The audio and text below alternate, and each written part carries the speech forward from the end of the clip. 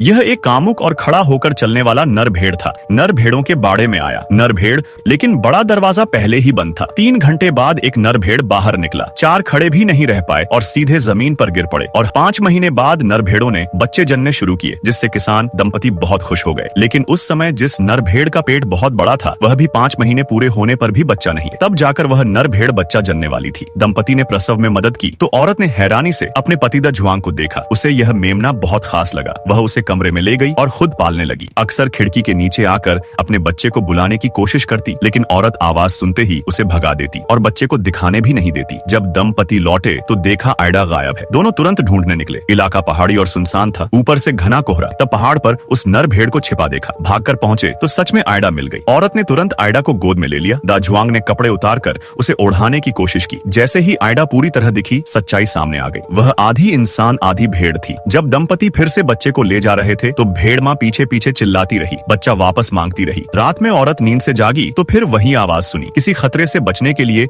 उसने अगली सुबह भेड़ को मारने का फैसला किया। वह बंदूक लेकर बाहर गई और सीधे गोली मार दी। यह सब एक आदमी ने देख लिया। वह था छोटा भाई एरजुआंग, जो कई सालों बाद लौटा था। उसे समझ नहीं आया कि भाभी ने भेड़ को गोली क्यों मारी, लेकिन घर में घुसते ही उसे शक हो गया। 3 लोगों के लिए 4 प्लेटें लगी थी। फिर आयडा कमरे से बाहर आई। एरजुआंग का दिमाग हिल गया। घर में एक भतीजा था जो आधा इंसान आधा भेड़ था। उसके सिर पर भेड़ का चेहरा था, हाथ पैर आधे इंसान आधे भेड़ के थे। एरजुआंग चुपके से बाथरूम के बाहर जाकर झांकने लगा। उसने देखा भाभी और आयडा नहा रहे थे। माँ और बच्चे जैसा दृश्य था, अजीब। अगले दिन धूप में बैठा एरजुआंग आयडा बाहर आई। उसने पास से कच्चा फल तोड़कर आयडा को दिया। आयडा लेने लगी तो उसने मना कर दिया। कहा, नीचे बैठकर मुंह से खाओ जैसे भेड़ खाती है। आयडा ने बिना सोचे वैसा ही किया। दा जुआंग ने यह देखा तो बहुत गुस्सा हुआ। उसने छोटे भाई को डांटा और बच्चे को गोद में उठा लिया। एरजुआंग की कोई बात नहीं सुनी। एरजुआंग ने कुछ करने का फैसला किया। अगली सुबह वह बंदूक लेकर आयडा को पीछे पहाड़ पर ले गया। वह उसे खत्म करना चाहता था। आयडा को कुछ समझ नहीं आया। औरत जागी तो आयडा गायब थी। वह बिना कपड़े पहने ही ढूंढने निकल पड़ी। कमरे में देखा तो आयडा एरजुआंग की गोद में सो रही थी। तब उसे चैन मिला। वह गोली नहीं चला पाई। उसने इस भतीजी को स्वीकार कर लिया। उसे घुमाने ले जाने लगी। वह बाहर गई